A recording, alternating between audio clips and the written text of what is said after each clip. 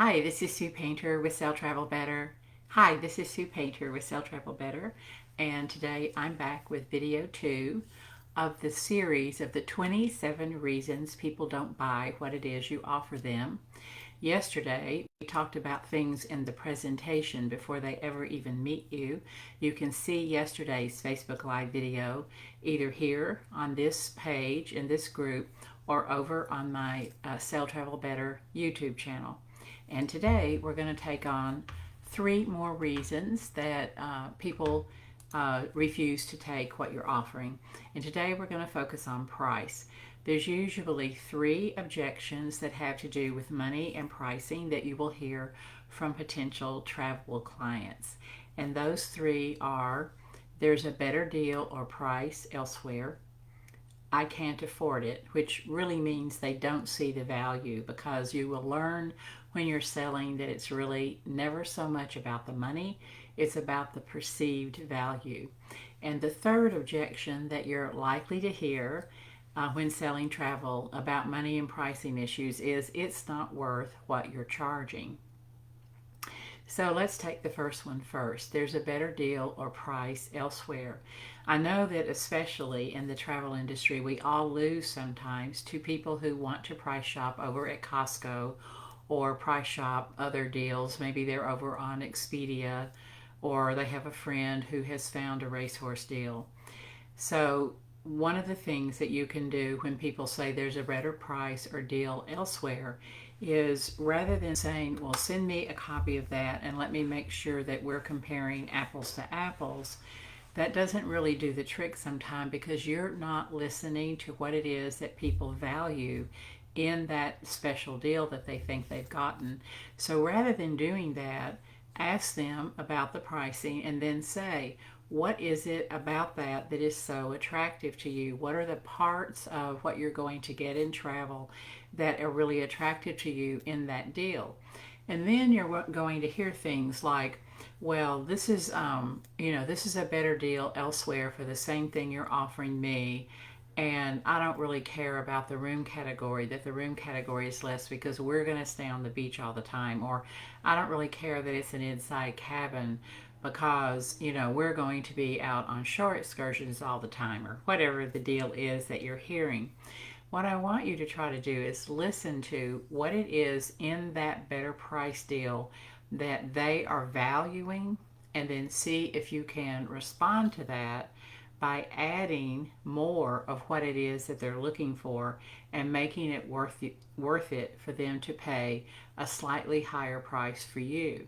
Now, I know that you can in some cases go do price matching, although I think that getting price matches is getting harder to do right now as travel is starting to kind of ratchet back up again. But you always want to see why they think that it's a better price or a better deal. It actually might not be the price itself, it might be what they're getting inside the deal, and there may be something that you can do about that to offset that deal or to offer them something that they even want more of. The second money price objection is, I can't afford it, which really means that they don't believe in the value of what you're offering. So let's say, I know recently I offered a river cruise for, excuse me, for August of next year to a couple, and they thought that the pricing for that river cruise was extremely high. They didn't see the value and they weren't interested. So I started talking to them about ocean cruising, and pointed out that the base price was often lower on ocean cruising, and then started talking to them about how much I knew they enjoyed shore excursions. And then they got around to saying, yes, but the shore excursions are getting more and more expensive.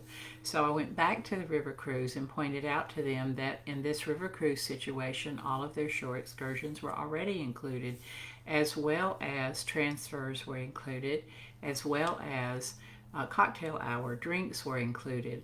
And once they realized the shore excursion thing is what did the trick, once they realized that, they suddenly perceived the higher value of the river cruise.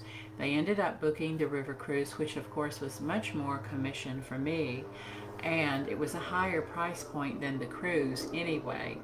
So that's one way that, when people say they can't afford it, find out what it is that they do value in travel. Just move away from discussing that they can't afford it. You can say something like, I understand that, but if you could afford it, what about this trip would be the thing that is most intriguing to you? What would make it feel like it's worth it?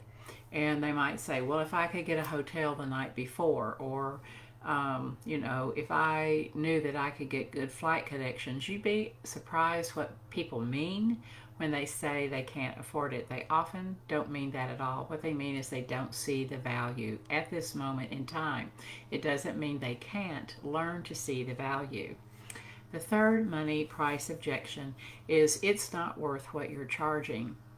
And this is really related to the second one where they don't see the value. So I would always ask the question, never try to gloss over what someone's objection is. Instead, go right to the heart of the objection. So if someone says to me, I just don't think it's worth what you're charging, then I always will say back to them, well, tell me where you think the value is lacking.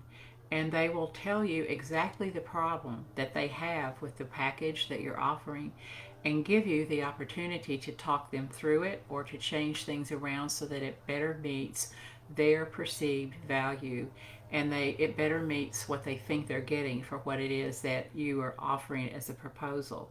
So it's really money price issues are really about listening really well to what people are holding as valuable to them. And sometimes it can be really, really strange things, not at all what you would think about or not at all what you would value in a trip. But you are a travel advisor and you come about it from a completely different perspective. Especially if people have not used a travel advisor before, they're going to be a little bit suspicious anyway sometimes, because they already have heard all their lives that booking travel through a travel advisor or through a travel agency costs more. And you and I both know that that's often not the case, but you have to educate them in a way that doesn't feel argumentative to them. I think in money and pricing issues, it's very easy to start getting into a we-they situation where it feels like it's confrontational to them, and nobody's going to buy in a confrontational situation. So rather think about, it's a money price issue, how can I sue them over? And how you can do that is say, tell me about this. I understand you're saying it's not worth what this proposal is. Can you tell me what would make it worth it? Or can you tell me where your big objection is to what is in the proposal? Or can you tell me how this stacks up with what your perceived budget is, which, by the way, is a qualifying question.